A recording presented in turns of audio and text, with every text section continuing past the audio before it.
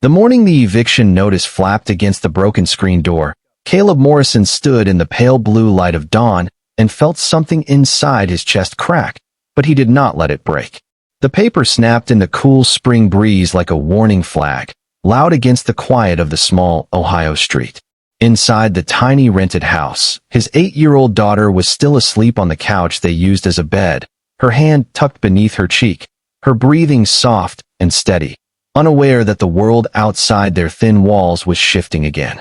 Caleb pressed his palm flat against the notice as if he could hold the future still. He had 10 days.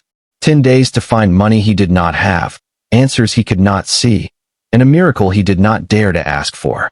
If you believe in kindness and second chances, take a moment right now to like this video, comment, share it with someone who needs hope, and subscribe to the channel Kindness Matters. Stories like this remind us that even in the hardest daylight, compassion can still rise like the sun. Caleb had never imagined raising a child alone. At 32, with hands rough from construction jobs and a heart that had once trusted too easily, he had believed life would be steady, ordinary, predictable. But life had turned sharply 3 years earlier when a sudden illness took his wife, Marissa, in a matter of months. Hospitals, bills, long nights and waiting rooms flooded with fluorescent light, and then silence. When the world quieted after the funeral, it was just Caleb and his daughter Harper in a house that felt too large and too empty. He had sold that house within 6 months because the mortgage felt like a mountain he could not climb. Since then, they had moved twice, chasing rent they could barely afford. Harper Morrison was small for her age, with dark brown curls that refused to be tamed and eyes the color of clear autumn sky. She wore her late mother's old silver locket on a thin chain, too long for her neck, tucked carefully into her t-shirts each morning before school. Caleb tied her shoes, braided her curls as best as he could after watching online tutorials, and packed lunches that were simple but filled with love. Peanut butter sandwiches cut into careful triangles, apple slices sprinkled with lemon to keep them from browning, handwritten notes folded into tiny squares that read, "You are braver than you know." Their mornings were always bright, even when their circumstances were not. The sun spilled across the worn kitchen table where Harper finished homework, while Caleb sipped coffee. He stretched for days. He worked wherever he could, construction, landscaping, warehouse shifts. If a neighbor needed a fence repaired, he was there. If a small business needed shelves installed, he stayed late. But steady employment had been elusive since the factory closed the previous year. Temporary jobs came and went, and with each one, the balance in his bank account hovered dangerously low. The eviction notice was not a surprise. It was the slow culmination of overdue rent and promises to catch up. Still, seeing it in black ink made the wait real. Caleb did not wake Harper that morning with worry in his eyes. He made pancakes from the last of the flour, flipping them carefully in a chipped pan. Sunlight streamed through the kitchen window, illuminating dust in the air like tiny stars. Harper patted in, hair tangled, and smiled as if pancakes were a celebration instead of a quiet goodbye to what little they had left. After dropping Harper at school, Caleb drove to the construction site where he had been promised 3 weeks of work. The job had fallen through. The foreman stood in the bright daylight of the half-finished building and explained that funding had been cut. Caleb nodded, swallowing disappointment like a stone. He drove home slowly, gripping the steering wheel until his knuckles turned pale. Days passed in a blur of applications and unanswered calls. Caleb visited small businesses across town, walking in with a folder of references and hope folded carefully inside. The sun was relentless in the afternoons, reflecting off storefront windows as if the world itself was too bright to acknowledge his quiet desperation. At night, he waited until Harper fell asleep before allowing himself to sit at the small table and study the eviction notice again, calculating numbers that refused to add up. Harper noticed more than he realized. Children often do. She saw the crease between his eyebrows deepen and the way he stared at his phone after sending messages to potential employers. One afternoon, as they sat on a park bench under a clear sky, she slipped her small hand into his calloused one and leaned her head against his arm. The park was alive with other families, laughter echoing across the grass. Caleb forced a smile and pushed her gently on the swing, counting each arc as if time itself could be measured in moments of joy. The following week, Caleb found part-time work at a local hardware store owned by an older man named Victor Hale. The pay was modest, but the hours were steady during daylight, which meant Caleb could pick Harper up from school himself. He stocked shelves, helped customers load lumber, and repaired broken displays. He worked hard, grateful for any income at all. Victor watched him quietly. The older man had a habit of observing more than he spoke. One afternoon, while sunlight streamed through the store's wide front windows, Victor noticed Caleb rubbing his temples behind the counter after a customer had left. Instead of asking directly, Victor simply handed him a bottle of cold water and nodded toward the open door. The gesture was small, but it felt like acknowledgement. Despite the hardware store job, the eviction deadline loomed closer. Caleb calculated that even with his new wages, he would still be short.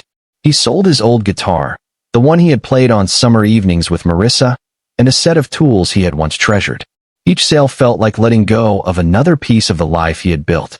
Harper, sensing change in the air, began drawing pictures of houses at school. In each one, the house was bright yellow with a garden and a swing tied to a sturdy oak tree. She showed them to her teacher, Ms. Ramirez, who asked gentle questions about home. Harper smiled and said her dad was building something better. Ms. Ramirez saw the hopeful certainty in the child's eyes and felt a quiet concern settle in her chest. The day before the eviction deadline, Caleb returned home in the afternoon sunlight to find Harper sitting at the kitchen table with a small jar of coins. She had emptied her piggy bank. Pennies, nickels, dimes, and a few crumpled dollar bills lay scattered in neat piles.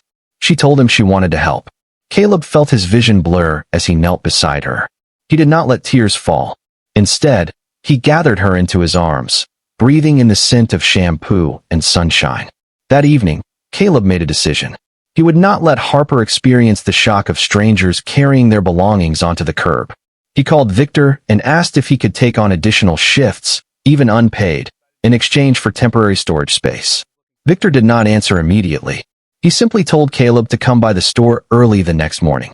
The next morning dawned clear and bright. The sky was a soft blue, untouched by clouds. Caleb arrived at the hardware store before it opened. Victor stood outside, leaning against his truck. He had made a few calls the night before. A small vacant apartment above the store, used mostly for storage, had been cleared out years ago. It was dusty and modest, but it had sunlight streaming through two large windows and a bathroom that functioned. Victor handed Caleb a key. There was no dramatic speech, no grand gesture. Just a key pressed into his palm and a quiet statement that rent could wait until Caleb was steady again. The relief that washed over him was almost overwhelming. He shook Victor's hand with both of his, gratitude too large for words. Moving day happened under bright afternoon light. Caleb and Harper carried their belongings up the narrow staircase. The apartment smelled of old wood and possibility. Harper ran to the windows and laughed when she saw how high up they were. From there, they could see the street, the bakery across the road, and the school bus stopping at the corner. The apartment was small, but it was theirs.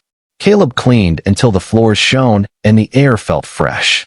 Harper arranged her drawings of yellow houses on the wall near her makeshift bed.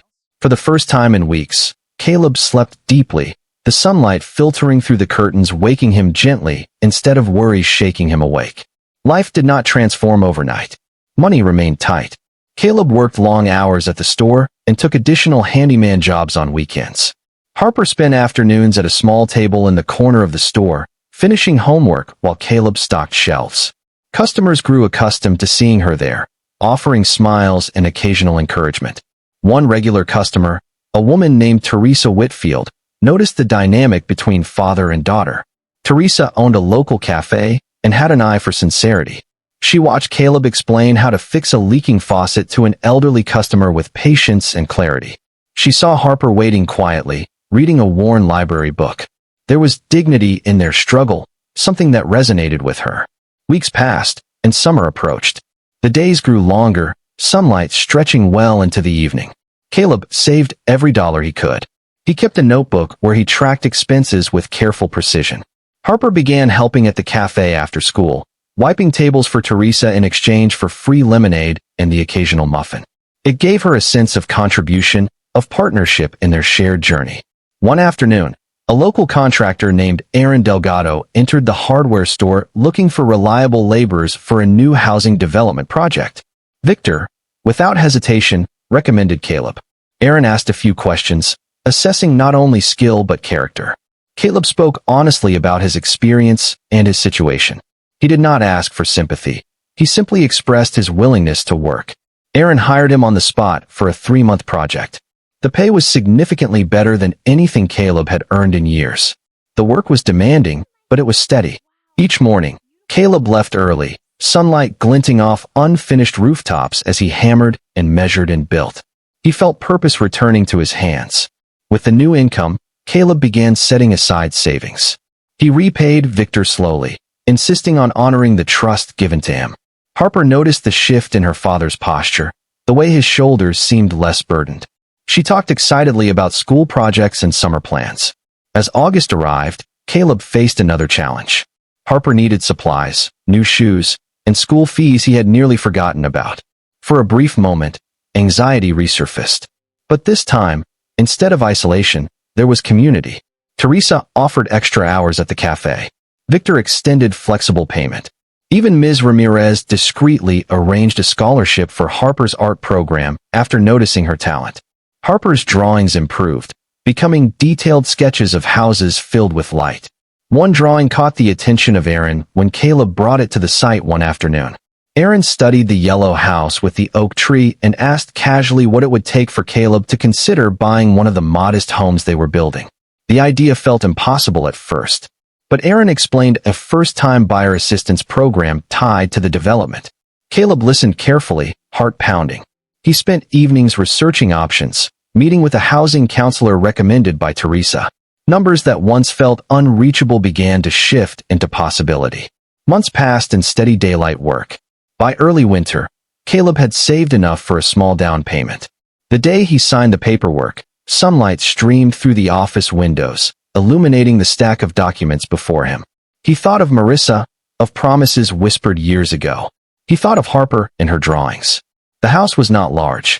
It was modest, with pale yellow siding and a young oak tree planted in the yard. Harper ran through the front door on move-in day, sunlight flooding the empty rooms. She spun in the living room, laughter echoing off bare walls. Caleb stood in the doorway, tears finally falling without restraint. Before we reach the end, if this story has touched you even slightly, please take a second to engage with this video. Your likes, comments, and shares help stories like this travel farther than you can imagine. Years later, when Harper stood on a small stage at her high school graduation under bright June skies, she spoke about resilience and quiet strength. She spoke about mornings filled with pancakes even when cupboards were nearly empty. She spoke about a father who refused to let circumstances define their story. Special request. Comment, kindness builds homes. If you believe small acts of support can change someone's entire future. Caleb sat in the front row, sunlight warming his face, pride swelling in his chest. He had once stood beneath a flapping eviction notice, unsure how he would survive the next 10 days. Now he watched his daughter step confidently into her future, the silver locket glinting against her graduation gown. Life had not been easy. There had been doubt, exhaustion, and moments when hope felt thin. But there had also been hands extended in quiet generosity, mornings bright with possibility, and a bond between father and daughter forged stronger than any hardship. In the end, it was not wealth or luck that carried them forward.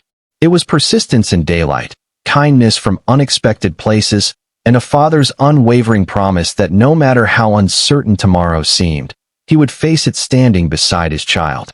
And in that small yellow house with the growing oak tree, as sunlight filtered through the windows and laughter filled the rooms, Caleb Morrison finally understood that sometimes the greatest success is simply refusing to give up.